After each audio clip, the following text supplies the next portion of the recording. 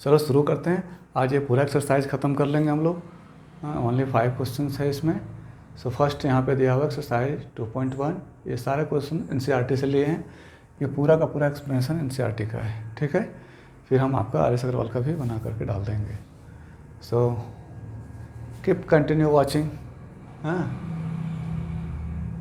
सो first question यहाँ पे है, which of the following expressions are the polynomials in a one variables and which are not.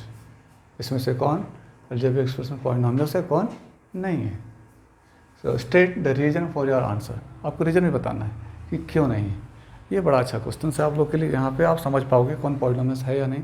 तो इसके लिए आपको एक बात बताए थे, क्या कि power of variable should not be negative and fractional, यानी नॉन नेगेटिव इंटीग्रल होना चाहिए। तो आप सबसे पहले उसको चेक करो। यहाँ पर वेरिएबल्स देखो, x है, इसका पावर 2 है, नेगेटिव में तो नहीं है। यहाँ भी x है, यहाँ पावर कुछ नहीं तो 1 है। यहाँ पे भी वेरिएबल्स का नेगेटिव में नहीं है। तो बाकी आपको सोचने की ज़रूरत ही नहीं है, क्योंकि बस यही दो मेन यहाँ पे काम करेगा। Power of the variable should not be negative and fractional. दो बातें, नेगेटिव नहीं होना चाहिए, फ्रैक्शनल नहीं होना चाहिए। और यहाँ पे 3 टर्म्स है, तो ये पॉलिनोमियल्स है। क्लियर है।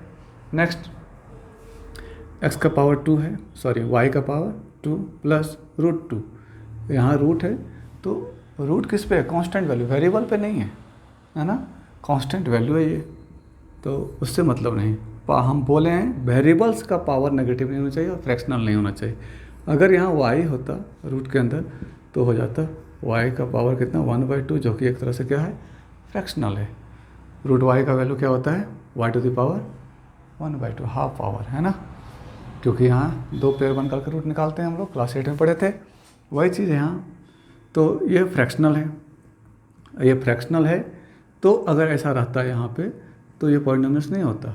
लेकिन यहाँ पे 2 पे रूट है, इसका मतलब पॉलिनोमियल्स होगा, क्योंकि y का जो पावर है नॉन नेगेटिव है और इंटीग्रल भी है, ठीक है। यहाँ देखो ये बातें आपका बन गया, ये नहीं होगा। क्यों, t किस में है, रूट में, इसका मतलब क्या होगा t⁴ 1/2। ये फ्रैक्शनल आ गया कि नहीं, तो ये आपका नहीं होगा। t√2, तो इस पे तो ठीक ठाक था, 2 पे था तो कोई दिक्कत नहीं था, लेकिन यहाँ लफड़ा है ना। पावर क्या है, नॉन नेगेटिव इंटीग्रल नहीं है, ये फ्रैक्शनल है। और क्योंकि इसका पेयर नहीं बन रहा है, अगर कभी कभी ऐसा भी दे देता है, ये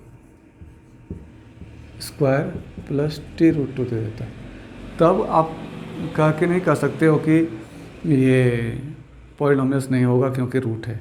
क्यों, क्योंकि इसका रूट का एग्जैक्ट वैल्यू निकलेगा, क्या निकलेगा, t का स्क्वायर है तो t प्लस t√2 जो भी दिया है। तो यहाँ पे आपका पॉलिनोमियल्स हो जाएगा, क्योंकि इसका परफेक्ट स्क्वायर रूट है, बट इसका नहीं है, क्योंकि यहाँ पर पेयर नहीं बन रहा है, फ्रैक्शनल हो जाएगा इसका पावर। तो जब ऐसा है तो ये आपका पॉलिनोमियल्स नहीं है। कभी ऐसा भी दे देता है, तो आपको इसका ध्यान रखना है। तो इस टाइम पे आपका क्या हो जाएगा, पॉलिनोमियल्स हो जाएगा, because t have a perfect square root. Next, आपका y + 2/y है। आप ऐसे चेक करोगे तो नहीं दिखेगा, लगेगा कि यहाँ पे पावर कुछ नहीं तो 1 है, यहाँ पावर कुछ नहीं तो 1 है, तो होगा। लेकिन लफड़ा है, क्या है, ये y जो है एज अ डिनोमिनेटर है। जब इसका पावर कुछ नहीं तो 1 है, जब ऊपर ले जाएंगे तो कितना हो जाएगा, y⁴ -1 हो जाएगा, रेसिप्रोकल हो जाएगा। आप लोगों को पता है x⁴ m है, तो क्या हो जाता है x⁻⁻m, रेसिप्रोकल होने से। इसको ऐसे भी समझो, x/y का पावर अगर m है, इसका रेसिप्रोकल कर दें तो क्या हो जाएगा, y/x⁻⁻m, है ना। हम लोग पावर एंड एक्सपोनेंट में पढ़ते थे। तो यहाँ पर 1 है, लेकिन क्या है, डिनोमिनेटर फॉर्म में है। जब हम इसको ऊपर ले जाएंगे तो ये क्या हो जाएगा, नेगेटिव हो जाएगा। और अगर ये नेगेटिव हो गया, सॉरी यहाँ y है, अगर ये नेगेटिव हो गया तो ये क्या हो जाएगा, पॉलिनोमियल्स नहीं होगा, इट्स नॉट अ पॉलिनोमियल। यहाँ देखा जाए x⁻10, भैया ये ठीक है, पॉजिटिव में है पावर। y⁻3 यहाँ पे पॉजिटिव में है। नेक्स्ट t⁻50, यहाँ पे भी पॉजिटिव है, तो कोई नेगेटिव नहीं है, ना ही कोई फ्रैक्शनल है, तो ये क्या होगा, पॉलिनोमियल्स होगा। सो इट्स योर पॉलिनोमियल, है ना। रीजन बता देना साथ साथ में। यहाँ पे क्या बताओगे, इट्स अ पॉलिनोमियल, तो पॉलिनोमियल है तो आपको रीजन नहीं बताना है, चाहे बता दोगे तो कोई दिक्कत नहीं है। It's have a non negative integral, so it's a polynomial. It's a non negative integral, so it's a polynomial. Here is a it's not in a non-negative integral. It's to have a not perfect square root, so it's a not polynomial. Here also y are enough in denominator form, so it will solve, then will come in negative, so it's will not a polynomial. Short way में लिखेंगे it's have non-negative integral, so it's have not non-negative integral, so it's not a polynomial. यहाँ पे it's a polynomial because all degrees of polynomials are positive. Clear है। Next question number 2 देखेंगे। Question number 2 में क्या दिया है, identify करना सीख गए, तो वही जो कंसेप्ट पहले बताए थे उसी कंसेप्ट बेस्ड था। क्वेश्चन नंबर 1 क्या होना चाहिए पॉलिनोमियल्स होने के लिए, वेरिएबल्स का पावर नॉन नेगेटिव इंटीग्रल होना चाहिए, यानी इंटीजर्स में होना चाहिए, फ्रैक्शनल नहीं होना चाहिए, और नॉन नेगेटिव यानी पॉजिटिव होना चाहिए, है ना। Next, right the coefficient of x square in each of the following. So first question हमारा है 2x स्क्वायर प्लस एक्स, तो किसका कोएफिशिएंट पूछ रहा है आपका, एक्स स्क्वायर का। एक्स स्क्वायर यहाँ पे है, इसके साथ देखो कि इसका मल्टीप्लाई फॉर्म में कौन है, कुछ नहीं है, तो क्या है 1 है ना। थोड़ा सा प्लस को थोड़ा दूर रखो, यहाँ पे इसका कोएफिशिएंट में कुछ नहीं तो क्या है 1 है ना। सो क्या लिखेंगे, coefficient of x square is equal to 1। Next question number 2 क्या दिया है, 2 minus X square plus X cube, तो यहाँ पे एक्स स्क्वायर है। अच्छा एक बात ख्याल रखना, साइन के साथ जाएगा, यहाँ पर +1 था, यहाँ देखो -1 है ना। 2 यहाँ पर इसके साथ कोएफिशिएंट में कुछ नहीं तो 1 है, स्क्वायर प्लस एक्स क्यूब, तो ये -1 साइन के साथ बोलोगे, है ना। सो कोएफिशिएंट ऑफ एक्स स्क्वायर क्या हो जाएगा, -1। नेक्स्ट क्वेश्चन नंबर 3 क्या दिया क्वेश्चन नंबर 3 में, पाई 2x स्क्वायर प्लस एक्स, यही दिया है। तो एक्स स्क्वायर के साथ कौन मल्टीप्लाई फॉर्म में, यही इसका कोएफिशिएंट हो जाएगा। एक्स स्क्वायर छोड़कर बाकी सब देखो, ऐसे भी समझो, 2x स्क्वायर y ऐसे कभी कभी दे देगा, और एक्स स्क्वायर का पूछेगा कोएफिशिएंट क्या है, तो एक्स स्क्वायर को हटा लो, जो बच जा रहा है वो क्या है, उसका coefficient. Coefficient of x square इसमें क्या हो जाएगा, 2y, है ना। क्लियर है, एक्स स्क्वायर का कोएफिशिएंट कितना हो जाएगा, 2y। यहाँ पे भी देखेंगे पाई और 2, सो क्या लिखेंगे, coefficient of x square is equal to what, pi 2 pi लिखो, ये 2 पहले डाल देंगे, बाद में डाल रहे हैं। चलो नेक्स्ट, 4th में क्या है, √2x - 1। और भैया आपके पास एक्स स्क्वायर है ही नहीं, इसका मतलब एक्स स्क्वायर होगा भी तो इसके साथ कोएफिशिएंट कौन रहा होगा, 0, इसलिए मल्टीप्लाई करके क्या हो गया, 0। सो कोएफिशिएंट ऑफ एक्स स्क्वायर अगर लिखना रहेगा तो यहाँ पे क्या हो जाएगा, 0, क्योंकि इसके पास 0 रहा होगा इसलिए ख़त्म हो गया 0 होकर के, सिर्फ इतना लिख कर दिया, यानी एक्स स्क्वायर है ही नहीं है मेरे पास क्वेश्चंस में। So coefficient of x square will what, 0। Clear है, समझ में आ रहा है सबको। चलिए नेक्स्ट देखेंगे, नेक्स्ट क्वेश्चन नंबर 3 में क्या दिया है,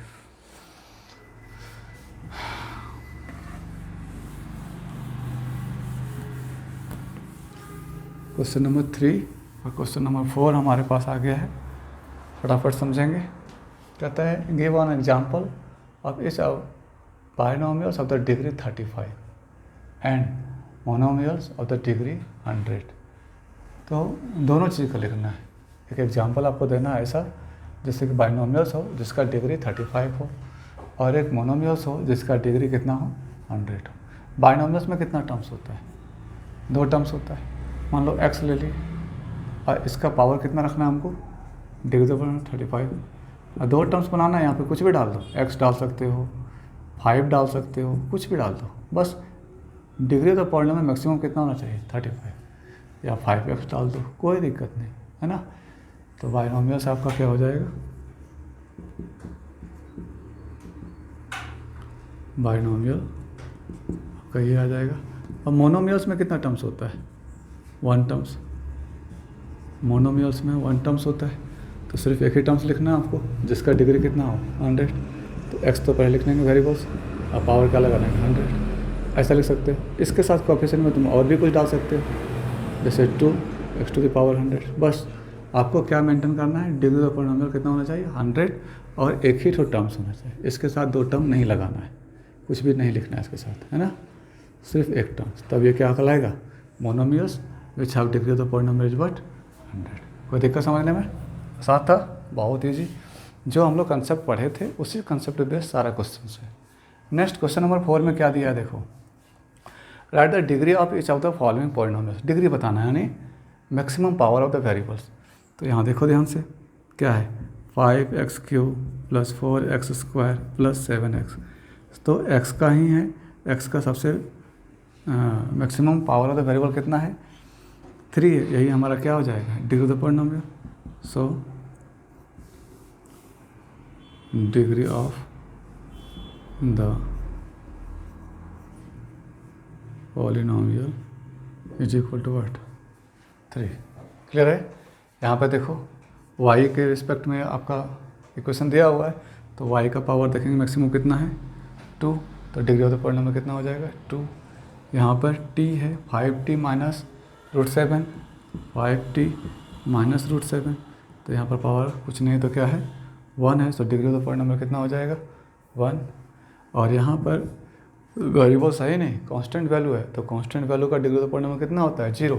क्यों सर, क्योंकि यहाँ x है लेकिन इसका पावर 0 है, और 0 पावर होने के कारण से क्या हो गया, इसका वैल्यू 1 हो गया, 3 1 जा 3, पहले भी बता चुके हैं।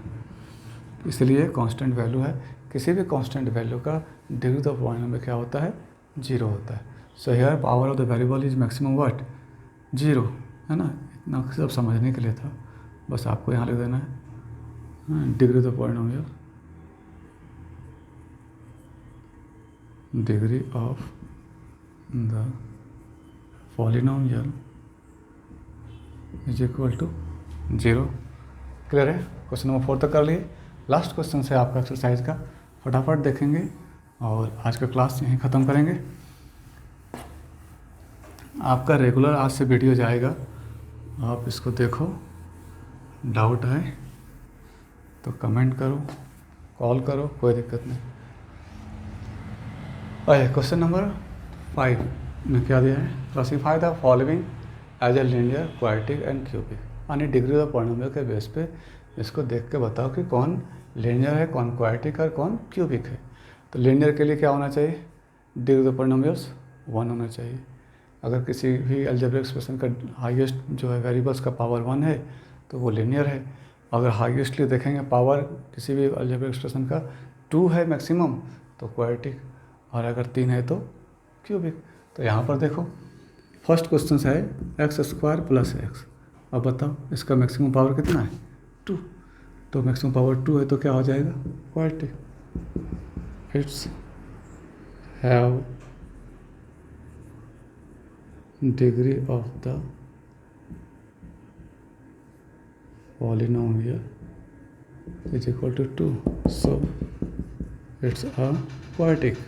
क्या है क्वाड्रेटिक इक्वेशन, या क्वाड्रेटिक पॉलिनोमियल्स भी बोल सकते हैं। हाँ क्लियर है। क्वेश्चन नंबर 2 को देखा जाए। क्वेश्चन नंबर 2 में क्या बोला है, x - x³, तो डिग्री ऑफ पॉलिनोमियल कितना है 3। हाँ लिखेंगे it's have a degree of polynomial equal to 3, so it's a cubic. क्या होगा ये क्यूबिक होगा, है ना।